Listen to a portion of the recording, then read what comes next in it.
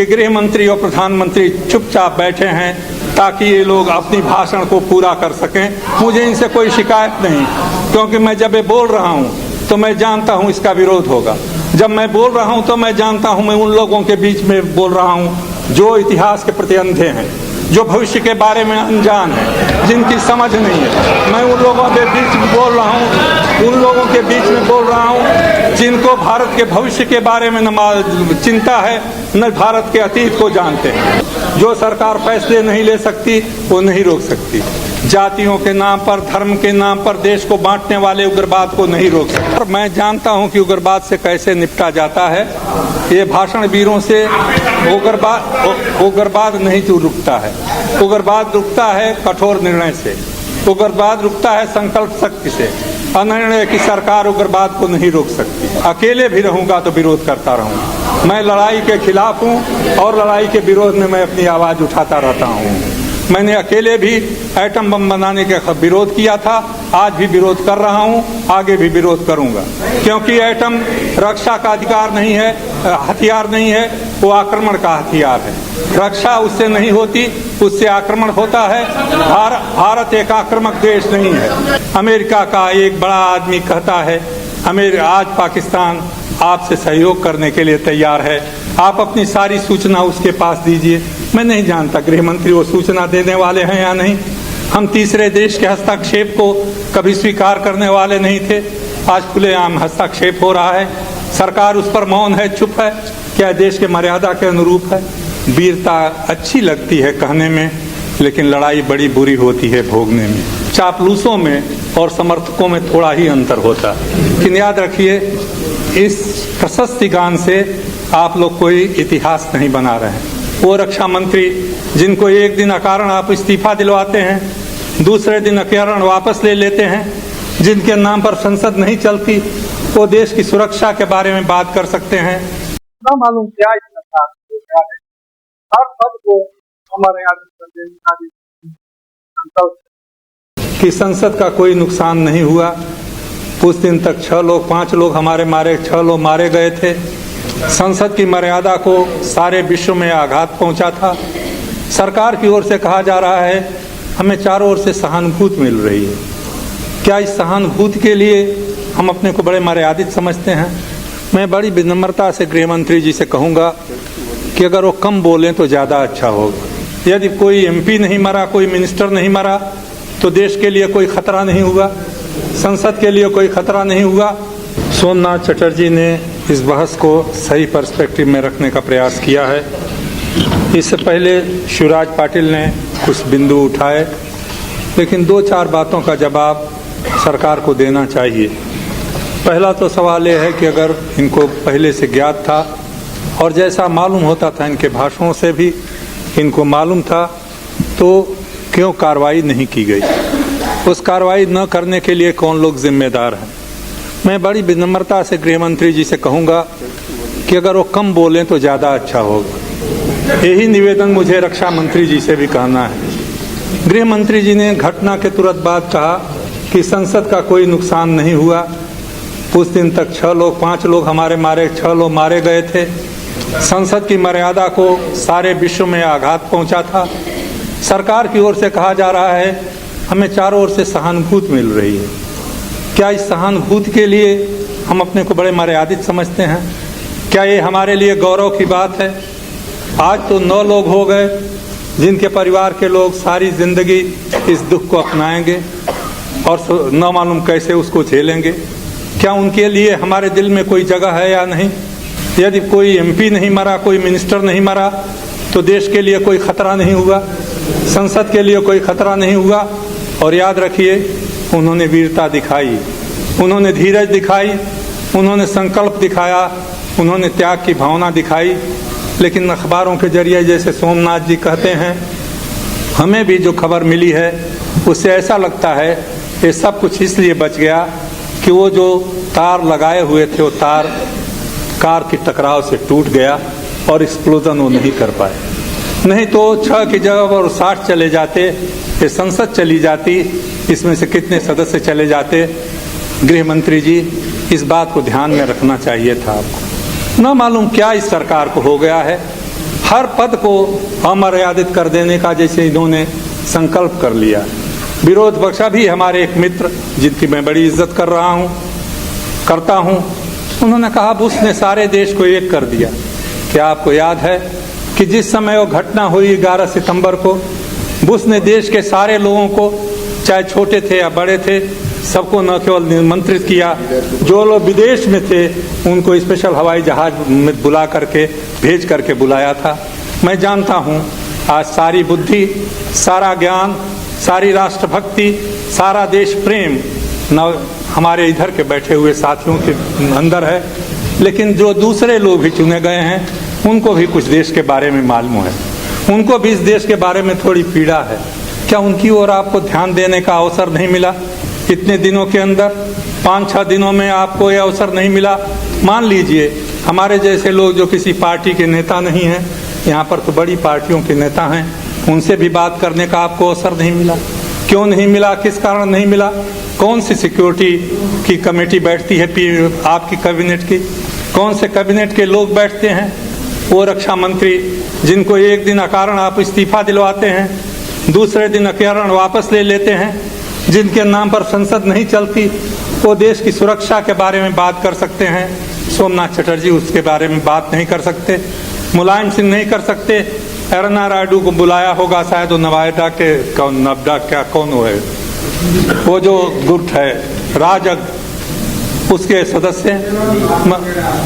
मुझे आपसे निवेदन ये कहता हूँ, भाषण तो मैं नहीं देता हूँ, मैं तो कभी कभी भाषण देता हूँ, वो भी अध्यक्ष महोदय ने कहा तो बोल रहा हूँ, लेकिन याद रखिए इस प्रशस्ति गान से आप लोग कोई इतिहास नहीं बना रहे हैं। इस सरकार को जो कमजोर है, निर्णय की कमजोर सरकार है, उसको और कमजोर बना रहे हैं। इनके निर्णय को मत चापलूसों में और समर्थकों में थोड़ा ही अंतर होता है। आप समर्थक होने की कोशिश कीजिए। There is very thin line between friends and flatterers. Don't try to flatterers of this government. ये स्थिति ऐसी नहीं है। आज मैं बड़े विनम्र शब्दों में कह रहा हूँ, स्थिति भयंकर है। लड़ाई की बात वो लोग करते हैं जिन्होंने कभी लड़ाई के बारे में सोचा नहीं। इसी संसद में मैंने अकेले कहा था कि मत कहो प्रशंसा के शब्द। आज अणुबम का देश होने के कारण, अणुशक्ति का आपने बड़ा घोष किया था। आज हम और पाकिस्तान दोनों बराबर हैं। हम पहले उनको नाश कर देंगे या वो हमको पहले नाश कर देंगे। वीरता अच्छी लगती है कहने में, लेकिन लड़ाई बड़ी बुरी होती है भोगने में। लड़ाई की बातें बंद कर देनी चाहिए। जिस विश्व जनमत की बातें बड़े जोरों से हमारे विदेश मंत्री करते थे, विश्व जनमत की बातें हमारे लोग करते थे, कहाँ गया वो विश्व जनमत? आज के अमेरिका के मंत्री के बयान से आपके सारे हौसले पस्त हो गए। पता नहीं वो लड़ाई आप कर पाएंगे या नहीं, लड़ाई की बातें आप चलेंगी या नहीं। अमेरिका का एक बड़ा आदमी कहता है आज पाकिस्तान आपसे सहयोग करने के लिए तैयार है, आप अपनी सारी सूचना उसके पास दीजिए। मैं नहीं जानता गृह मंत्री वो सूचना देने वाले हैं या नहीं।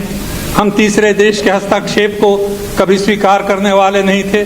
आज खुलेआम हस्तक्षेप हो रहा है। सरकार उस पर मौन है, चुप है। क्या देश के मर्यादा के अनुरूप है? क्या अमेरिका के अखबारों में इस संसद के ऊपर हुए आक्रमण के बारे में कोई चर्चा हुई है? वो चर्चा हुई है तो कितनी हुई है? जो पीड़ा, जो वेदना और जो सहयोग का उत्साह आपने दिखाया था, क्या उसका शतांश भी अमेरिका की ओर से आज दिखाया जा रहा है? मुझे उनसे कोई लड़ाई नहीं, कोई उनसे झगड़ा नहीं, लेकिन सब लोग अपने देश के लिए जीते और मरते हैं। उनको चाहिए आज मदद अपने पड़ोसी देश की, जिसको आप अपना दुश्मन कह रहे हैं, क्योंकि लड़ाई उनके किनारे उनकी हो रही है। उनके सहयोग से वो अपने विजय प्राप्त करने की कोशिश कर रहे हैं। हम आगे आगे बढ़ करके उनको सहयोग की बातें करके अपने को छोटा दिखाने के अलावा और कुछ नहीं कर रहे हैं। उनके सामने अपने को छोटा दिखाना, विपक्ष के सामने अपने को बहादुर बताना, देश की जनता को भ्रम में रखना, चाहे वो कारगिल की लड़ाई से लेकर के अभी हमारे मित्र ने कहा शांति का देश है भारत, और इसीलिए आप गए थे लाहौर में। 5000 वर्षों के अपने इतिहास में, स्वर्णिम इतिहास में, जब दुनिया में भारत सबसे समृद्धशाली और शक्तिशाली देश था, हम कभी अपनी फौजों को लेकर के विदेश में नहीं गए। दोस्तों, से मैं अपने अध्यक्ष महोदय निवेदन करना चाहूँगा, सभ्यता और संस्कृति की बात करने वाले लड़ाई की बात इतनी आसानी से मत करो। लड़ाई खतरनाक खेल होती है और उस खतरनाक खेल को खेल करके न केवल आप इस देश का नुकसान करेंगे। अध्यक्ष महोदय, वो लड़ाई के मैदान से आ रहे होंगे, मैं तो शांति के ही बीच से पैदा हुआ हूँ, शांति में हूँ। मैंने कभी लड़ाई देखी, मैं बता रहा हूँ।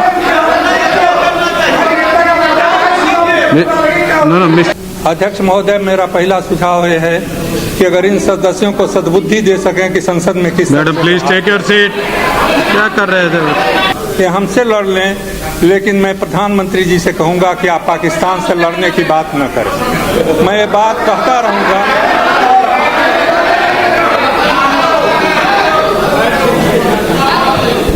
मैं आपसे फिर निवेदन करूंगा, लड़ाई खतरनाक खेल है।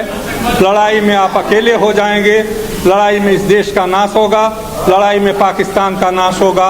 इस विनाश के रास्ते से आप अलग रहें।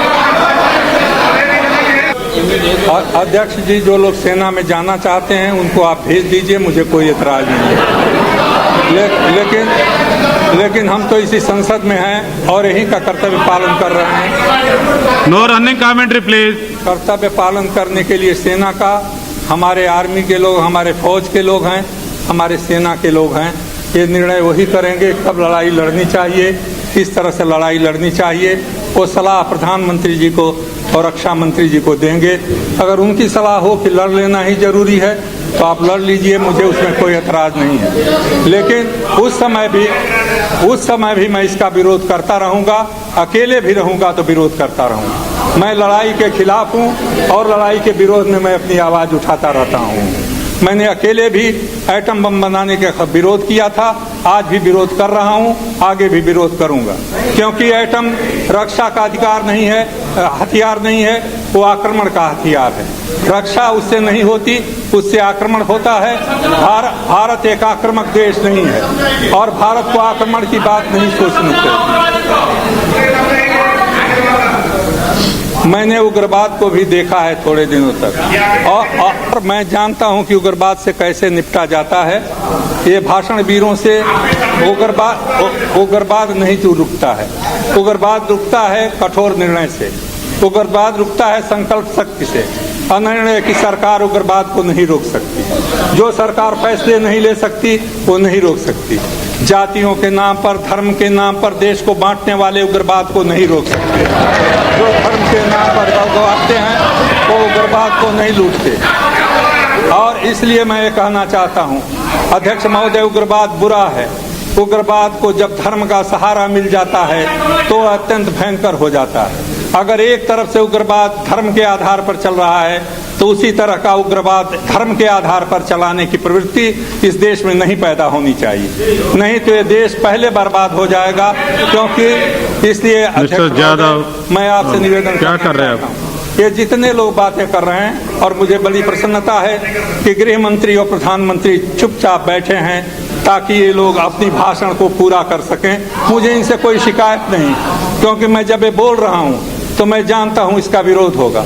जब मैं बोल रहा हूँ तो मैं जानता हूँ मैं उन लोगों के बीच में बोल रहा हूँ जो इतिहास के प्रति अंधे हैं, जो भविष्य के बारे में अनजान है, जिनकी समझ नहीं है। मैं उन लोगों के बीच में बोल रहा हूँ, उन लोगों के बीच में बोल रहा हूँ जिनको भारत के भविष्य के बारे में न चिंता है, न भारत के अतीत को जानते हैं, जिन्होंने संसदीय परंपरा को नहीं समझा। इसलिए अध्यक्ष महोदय, इसी तरह के लोगों ने उग्रवाद पैदा किया है हमारे पड़ोस के देश में, और इसी तरह का उग्रवाद हमारे देश में पैदा करने की कोशिश किया है। उग्रवाद से उग्रवाद नहीं बंद होता, उग्रवाद शांति से की बातों से बंद होता है। उग्रवाद बंद होता है समझाने से, उग्रवाद बंद होता है समझदारी से। और इसीलिए